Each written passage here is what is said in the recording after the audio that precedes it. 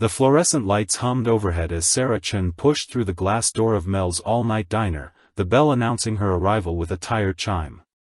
The scent of coffee and grease hung heavy in the air, mixing with the faint smell of disinfectant that clung to every surface.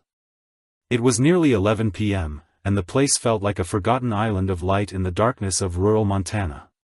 She chose a corner booth with her back to the wall, a habit so ingrained she no longer thought about it. The red vinyl cracked under her weight as she settled in, pulling off her baseball cap and running fingers through her black hair. To anyone watching, she looked like what she was supposed to look like, a young woman traveling alone, maybe 5'2" in her sneakers, wearing faded jeans and an oversized flannel shirt that hid her compact frame. Betty Rodriguez emerged from behind the counter, coffee pot in hand and a weary smile creasing her weathered face. "Been working this shift for 15 years, she said, pouring steaming coffee into Sarah's cup without being asked. "You heading somewhere special, honey?" "Just passing through," Sarah replied, wrapping her hands around the warm ceramic. Her voice carried no accent, no hint of the places she had been or the things she had seen. "What's good here?" "The apple pie's fresh," Betty offered, already reaching for a plate. "Made it myself this afternoon."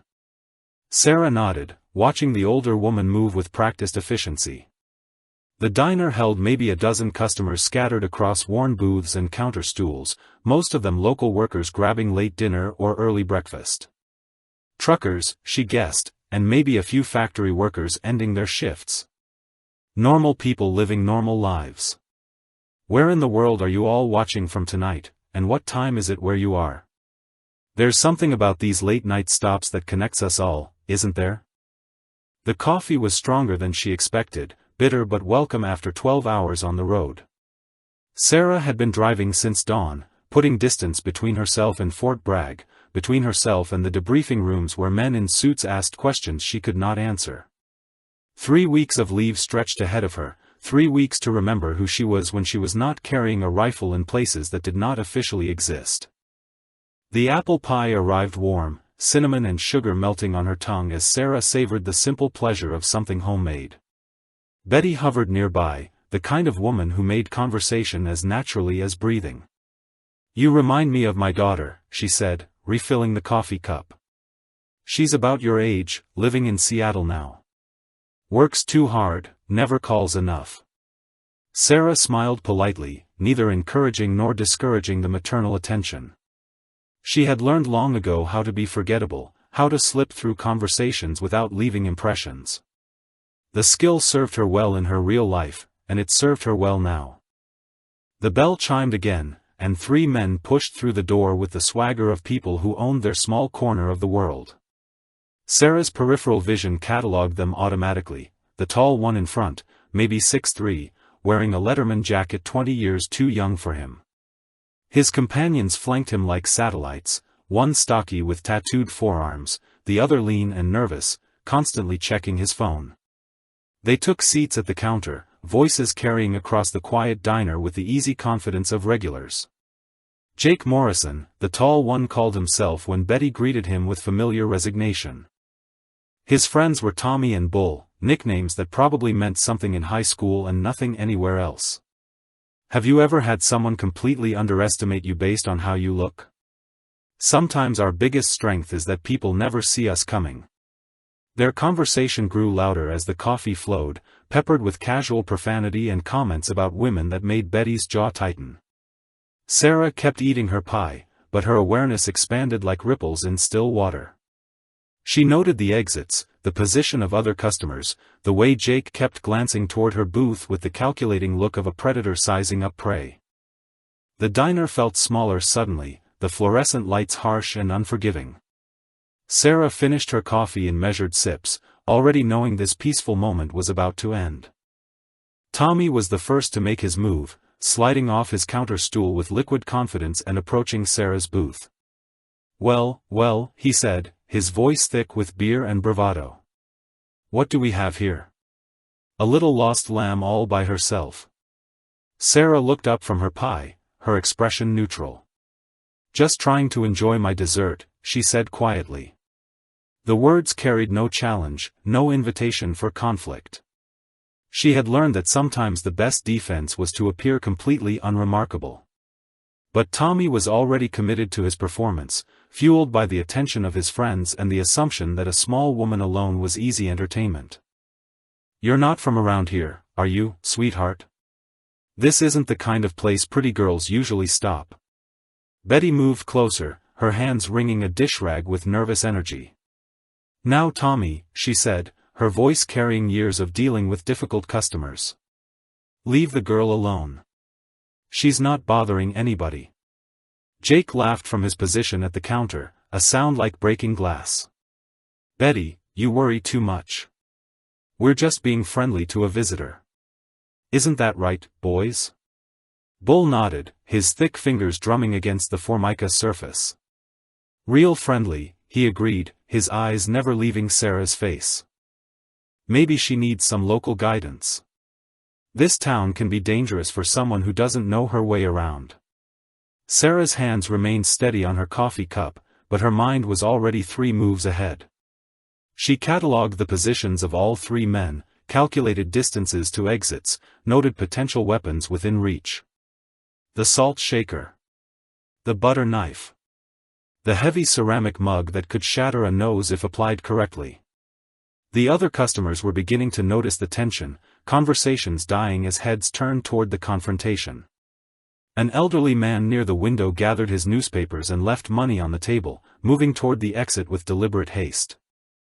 A trucker at the far booth checked his watch and stood up, clearly wanting no part of whatever was developing. Tommy slid into the booth across from Sarah without invitation, his presence filling the small space with the smell of cheap cologne and stale cigarettes. His friends moved closer, forming a loose semicircle that blocked her view of the door. The choreography was practiced, predatory, the kind of intimidation that had probably worked dozens of times before. "I really should be going," Sarah said, reaching for her purse with movements that appeared casual but were anything but. She had already counted the cash in her wallet, knew exactly where her keys were positioned, had memorized the layout of the parking lot through the window. But Tommy's hand shot out, covering hers with fingers that felt like sausages. "Now don't be rude," he said, his grip tightening. "We were just getting acquainted. Jake here owns half the businesses in town. Bull runs security at the truck stop. Me, I'm in construction. We're important people." Sarah looked at the hand covering hers, then up at Tommy's face. Her expression remained completely neutral, giving nothing away. "I'm sure you are," she said. "But I really do need to leave." Jake moved from the counter to stand beside the booth, his height casting a shadow over the table. "The thing is," he said, his voice carrying the authority of someone accustomed to getting his way, "we don't get many visitors here. Especially not pretty ones traveling alone. That can be dangerous." Betty had retreated behind the counter, her face pale with fear and frustration. She kept glancing toward the phone mounted on the wall, but the men were positioned between her and any chance of calling for help. The remaining customers had all found reasons to leave, the bell chiming repeatedly as the diner emptied. Bull cracked his knuckles, the sound sharp in the suddenly quiet space. "Yeah," he said, grinning to show teeth stained yellow from tobacco. "Real dangerous for a girl who doesn't know who to trust."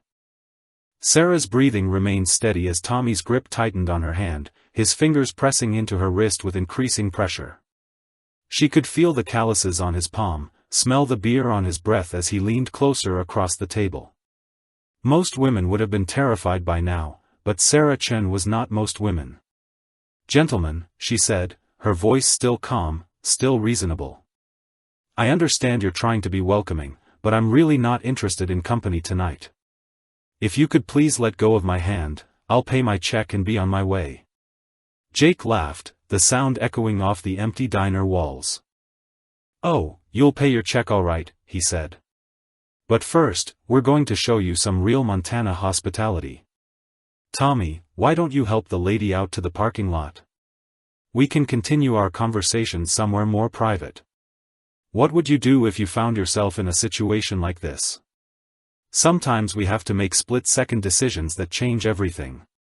Bull moved to block the path to the restrooms, his bulk filling the narrow aisle between booths. The fluorescent lights cast harsh shadows across his face, making his grin look more like a grimace.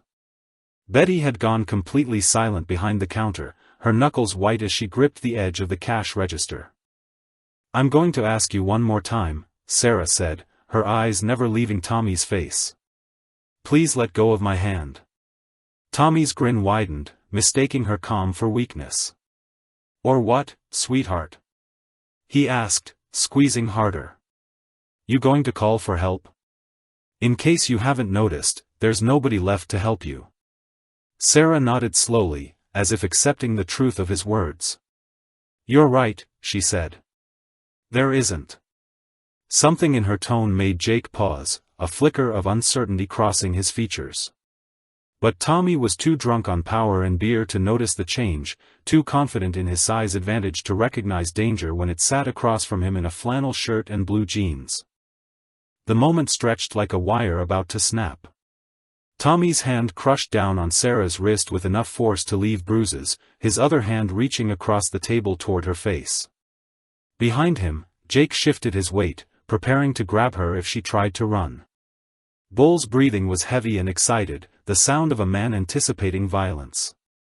Sarah looked directly into Tommy's eyes, her expression shifting almost imperceptibly. The careful mask of vulnerability fell away, replaced by something cold and calculating. "I gave you a choice," she said quietly. "You made yours." What happened next took less than 2 seconds.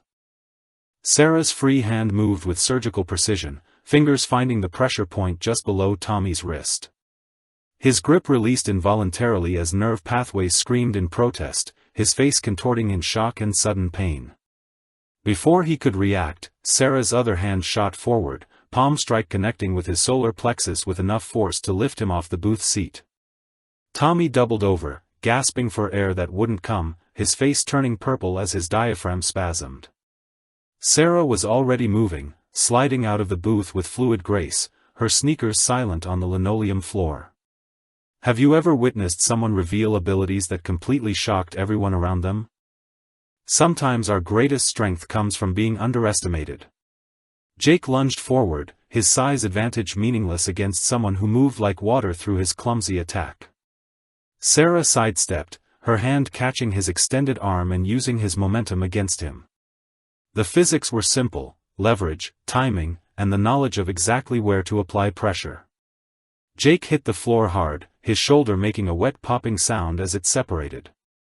His scream echoed through the empty diner, high and desperate.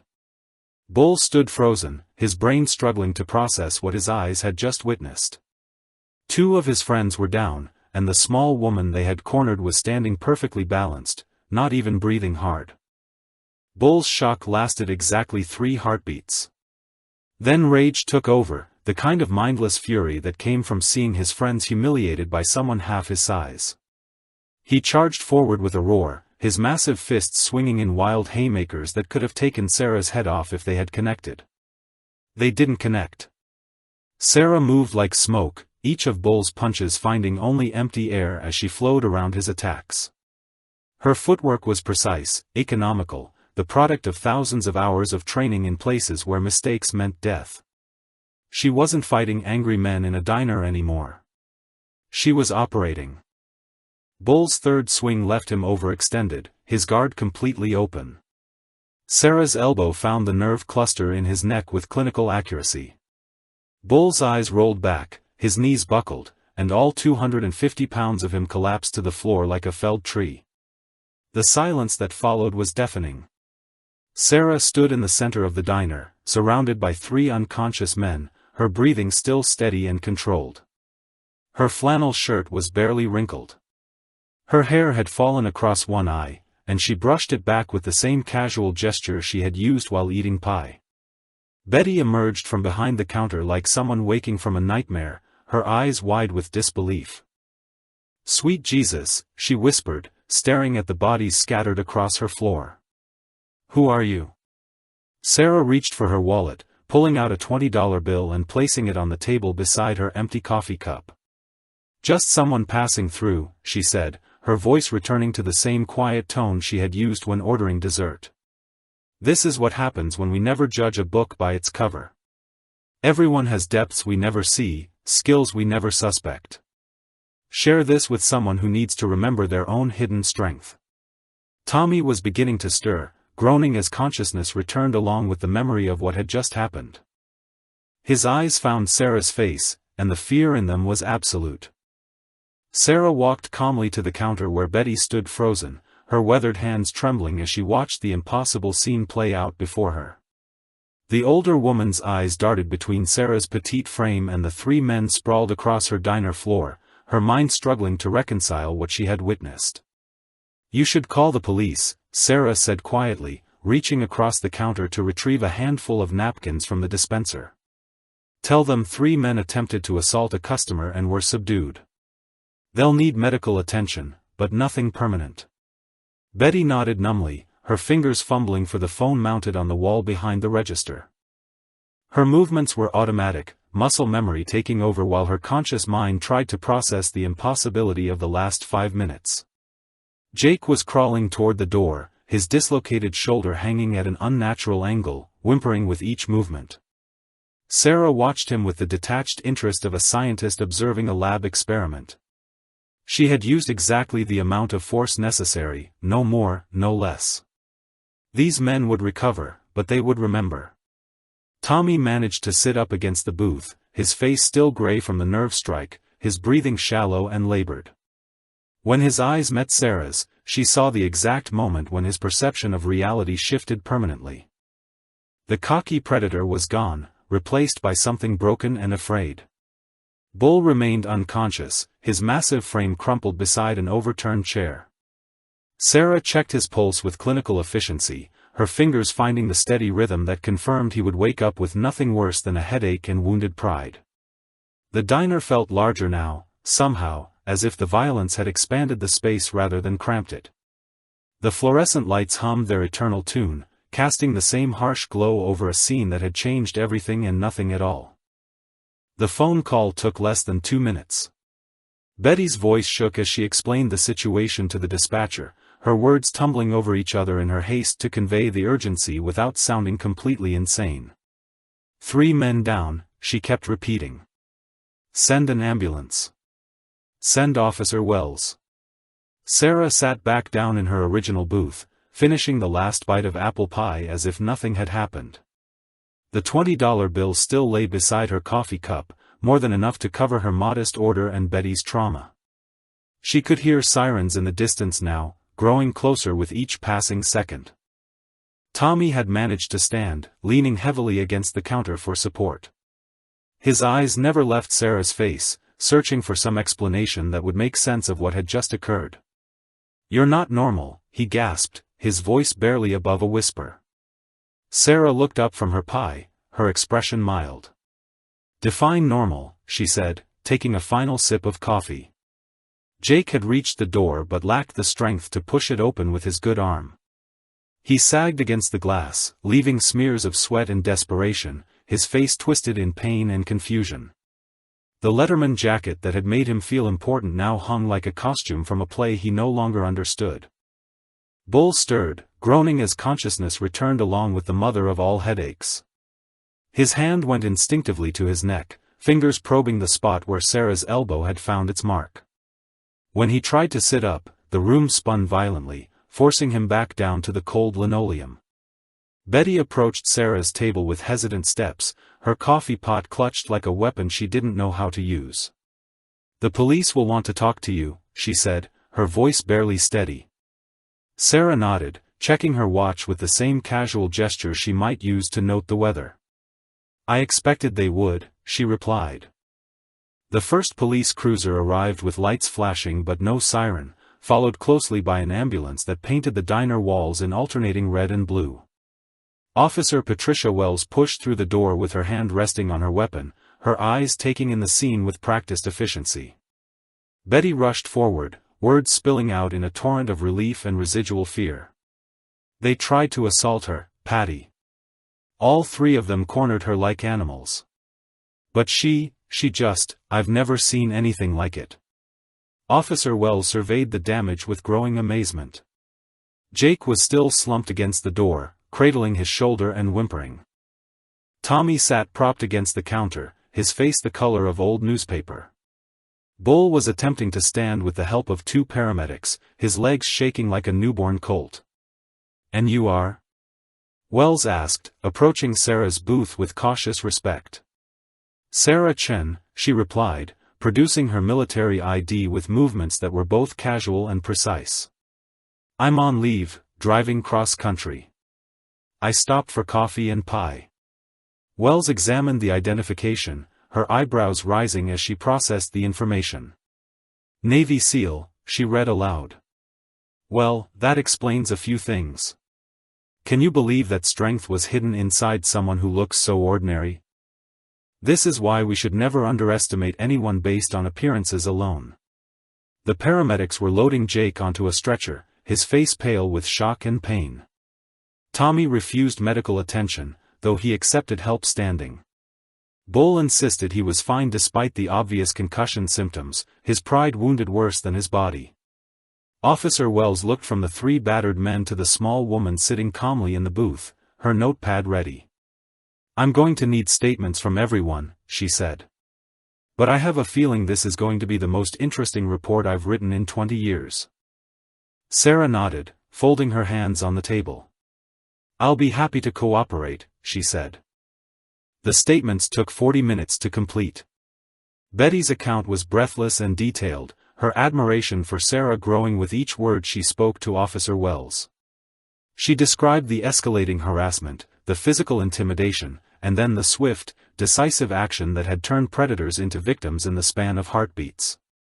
Tommy's version was sullen and minimal, his earlier bravado completely evaporated.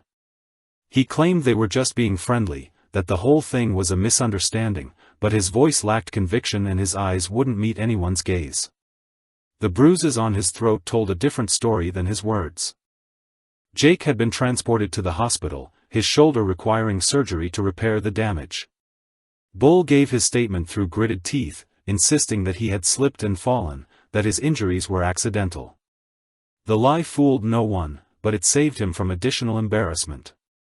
Sarah's account was precise and factual, delivered in the calm, professional tone of someone accustomed to debriefings. She described the escalation, her attempts at de-escalation, and the moment when self-defense became necessary. She used only the minimum force required, she explained, and had checked each man for serious injury before authorities arrived. Officer Wells closed her notepad with a satisfied snap. "Miss Chen," she said, "I've been doing this job for 15 years, and I've never seen self-defense executed with such precision. Those 3 have been terrorizing women in this town for months, and nobody's been able to touch them. Share this story with someone who needs to remember that heroes come in all sizes and that standing up to bullies is always the right choice." Betty brought Sarah a fresh cup of coffee, this one on the house. "You saved me tonight," she said quietly. "And probably a lot of other women too." "Thank you." Sarah accepted the coffee with a nod, her expression thoughtful. "Sometimes people need to learn that actions have consequences," she replied. 2 hours later, the diner had returned to its normal rhythm. The broken chair had been replaced, the overturned salt shakers righted, the blood cleaned from the linoleum floor. But something fundamental had changed in the space, as if the air itself held the memory of what had transpired. Sarah finished her second cup of coffee as dawn began to creep through the windows, painting the sky in shades of pink and gold.